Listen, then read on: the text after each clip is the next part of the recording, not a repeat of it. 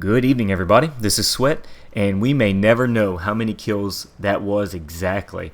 I could have sworn, had I been revived or maybe somehow would have survived that the kill feed would have continued to just roll on through. For what it was, I'm pretty sure I counted 8 a couple of times, but maybe you guys may have counted something other than that. I know it was, over 1,000 points, maybe over 1,100 points. And it was a pretty sensational clip too. And in fact, I was able to hop right in and clear this room out almost alone, pretty much single-handedly after that. So this was a pretty interesting clip all in itself. But this is supposed to be a Never Have I Ever for the L85A2.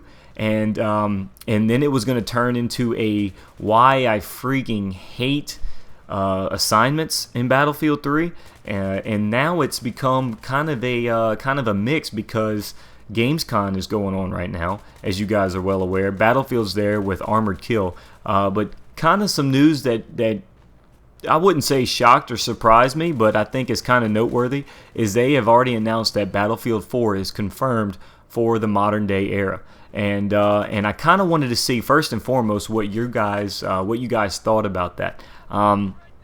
I would rather, or I would almost prefer they go back in time. I would love another World War II shooter, maybe like something like not a Vietnam, a Korean shooter or something like that. Of course, that would probably not. That maybe wouldn't get as much buzz as another World War II shooter. But you guys, I've said it before, I would love to see a World War II type shooter on the engines they have now, on the Frostbite 2 engine and whatever else they continue to develop in the future. Of course, I'm almost certain that Battlefield 4 is going to be on the Frostbite 2 engine. I'm pretty sure they've already announced that. So, yeah, that is where we are with that. Are you guys surprised, shocked, happy, sad, angry? What are your thoughts on Battlefield 4 confirmed as a modern day shooter? But other than that, back to the L85A2, I can't stand assignments, and that's just point blank. I know it was a pain in the ass to get this thing on console, and then I tried it on PC. Now the problem was win 5 games of squad deathmatch. I don't know how, with the new servers on console, with the ability for people to buy servers, how auto balance works on there. But auto balance on PC is a pain in the ass. I've said it before and I'll say it again. I can't stand it, especially when playing by myself.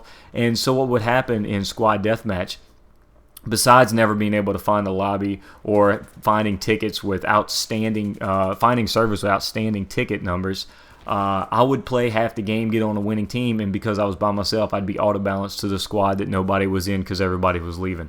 So it was such a pain in the ass. Played for hours and hours and hours last night just to unlock this weapon. And pretty happy I did. Tried it on close quarters. That was a complete failure. Like I said, I'm going to do a more thorough review, but it seems like it has a much slower rate of fire. Don't even know the rate of fire. You guys can tell me, but I will go over it in another video. But once I slapped a suppressor on this thing, it was like a light clicked on for it.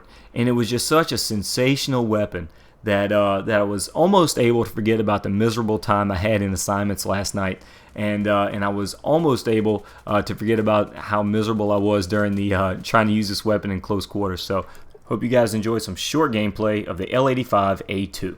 Pretty excited about the weapon. Pretty interested to continue to try it out. But we'll see where we go from there. It is an interesting weapon. I'm anxious to see how it stacks up to the L86A2. That is really one of my favorites. So, videos you may have missed. The one on the left is my last upload, a bootcamp story on the Crucible. Those things always do well on my channel, and I appreciate the support on those. Video on the right is my last DayZ video, where I take a hacker's ATV and have a little bit of fun with it. And, of course, all the social media stuff, you'll see the links in the description for Twitter, Facebook, and we are selling DayZ t-shirts if you are interested in that. So, if you're new, subscribe. And I appreciate the support, guys. Thank you for watching, and I look forward to seeing you again soon.